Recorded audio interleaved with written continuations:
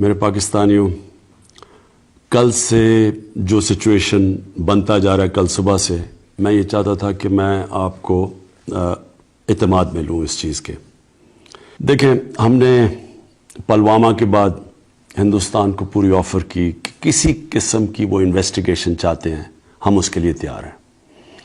پلوامہ میں ان کی کیجولٹیز ہوئی اور مجھے پتہ ہے کہ لوگوں کو، ان کے لواحقین کو کیسی تکلیف پہنچی ہوگی، کیونکہ یہاں 10 سال سے کچھ 70,000 کیجولٹیز ہوئی ہیں، اور میں 10 سال سے کتنے ہسپتالوں میں گیا ہوں، اور جدھر میں نے لوگوں کو دیکھا ہے، بم بلاسٹ وکٹم جن کے بازو نہیں ہیں، ٹانگیں نہیں ہیں، چل نہیں سکتے، آنکھیں نہیں ہیں۔ اس لیے مجھے پتہ ہے کہ ایک تو جو اس دنیا سے چلے گئے، اور دوسرا جو کہ انجرڈ ہوئے، ان کے اوپر اور ان کے گھر والوں پہ کیا گزر رہی ہے۔ اس لیے ہم نے سیدھا ہندوستان کو آفر کیا کہ کسی طرح کی بھی آپ انویسٹیگیشن چاہتے ہیں، اگر اس میں کوئی بھی پاکستانی ملوث ہے تو پاکستان پوری طرح تعاون کرنے کے لیے آپ سے تیار ہے۔ ہم نے یہ اس لیے کہا کہ یہ پاکستان کے انٹرسٹ میں نہیں ہے کہ ہماری زمین استعمال کی جائے کہیں بھی دنیا میں باہر دہشت گردی کرنے پہ، اور نہ ہی باہر سے کوئی پاکستان کی زمین استعمال کرے۔ تو اس لیے اس میں تو کوئی ڈسپیوٹ تھی نہیں۔ ہم تو جب تیار تھے، ہم جب پوری طرح تعاون کرنے کے لیے تیار تھے، تو مجھے یہ خدشہ تھا کہ اس کے باوجود ہندوستان نے کوئی ایکشن لینا، اور اسی لیے میں نے انہوں نے کہا کہ ہماری مجبوری ہوگی، جب آپ ایکشن لیں گے ہماری مجبوری ہوگی رسپونڈ کرنا، کیونکہ کوئی بھی ساورن ملک یہ کسی ملک کو اجازت نہیں دیتا کہ وہ اس کے ملک کے اندر کارروائی کرے اور خود ہی فیصلہ کر لے کہ اس نے جرم کیا، جج، جوری اور ایکسیکیوشن خود ہی بن جائے۔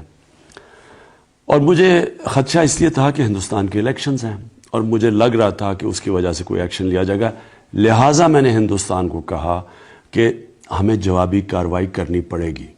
تو جب کل صبح کو جو ایکشن لیا گیا، صبح ہماری بات ہوئی آرمی چیف کی، ایئر چیف کی اور میری، اور ہم نے اس لیے ایکشن نہیں لیا صبح کیونکہ ہمیں پوری طرح پتہ نہیں تھا کہ کس طرح کا ڈیمیج ہوا ہے پاکستان میں اور جب تک وہ ہمیں پتہ نہ چلتا تو یہ بھی بڑا ارسپانسبل ہونا تھا پاکستان سے کہ اگر ہم ایکشن لے لیتے اور ہندوستان کی کیجولٹیز کر دیتے جب ہماری کوئی کیجولٹی نہیں ہوئی تھی۔ تو لہٰذا ہم نے انتظار کی اور آج ہم نے ایکشن لیا۔ ہمارا پہلے سے پلان تھا کہ کوئی کولیٹرل ڈیمیج نہ ہو، کوئی کیجولٹیز نہ ہو، صرف ہم یہ بتائیں ہندوستان کو کہ ہمارے میں کیپیبلٹی ہے کہ اگر آپ ہماری ملک میں آ سکتے ہیں تو ہم بھی آپ کے ملک میں جا کے کارروائی کر سکتے ہیں۔ صرف اس کا یہ مقصد تھا۔ 2 ہندوستان کے مگز نے پاکستان کی ریٹیلیشن میں بارڈر کراس کیا، ان کو شوٹ ڈاؤن کیا گیا، اور میں یہ بھی آج کہنا چاہتا ہوں کہ پائلٹس ہمارے ساتھ ہیں۔ اب مسئلہ یہ ہے کہ اب ہم ادھر سے کدھر جاتے ہیں، یہ بہت ضروری ہے۔ میں اب ہندوستان سے مخاطب ہوں، یہ بہت ضروری ہے کہ یہاں ہم تھوڑی سی عقل اور حکمت استعمال کریں۔ جتنی بھی دنیا میں جنگیں ہوئی ہیں بڑی بڑی، ساری جنگوں میں مس کیلکولیشن ہوئی ہے۔ کسی نے بھی یہ نہیں سوچا تھا کہ جو جنگ شروع کر رہے تھے کہ وہ جنگ کدھر جائیں گی۔ فرسٹ ورلڈ وار مہینوں میں ختم ہونی تھی، وہ 6 سال لگ گئے۔ سیکنڈ ورلڈ وار میں ایک ایسا وقت آیا، ہٹلر نے سوچا کہ میں روس کو فتح کر لوں، اس نے یہی نہیں سوچا تھا کہ روس کی سردیوں تک شاید ڈیلے ہو جائے اور اس کی تباہی ہوئی وہاں۔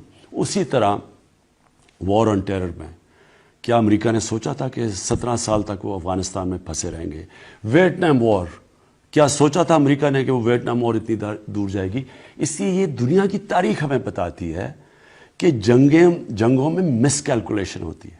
اب میرا سوال یہ ہے ہندوستان حکومت سے کہ کیا جو ہتھیار آپ کے پاس ہیں اور ہمارے پاس ہیں، کیا ہم مس کیلکولیشن افورڈ کر سکتے ہیں؟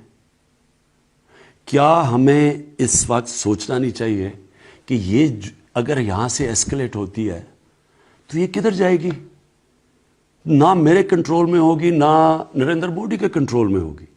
اس لیے میں پھر سے آپ کو دعوت دیتا ہوں کہ جب ہم تیار بیٹھے ہیں، ہم نے آپ کو کہا کہ جو آپ کی پلوامہ کی جو ٹریجڈی ہوئی اس کے جو آپ کو جو دکھ پہنچا ہے، کسی قسم کا ڈائلاگ کرنا چاہتے ہیں دہشت گردی کے اوپر، ہم تیار ہیں، لیکن میں پھر سے آپ کو کہوں گا کہ اس وقت بیٹر سینس شوڈ پریویل، ہمیں بیٹھ کے بات چیت سے اپنے مسئلے حل کرنے چاہیے.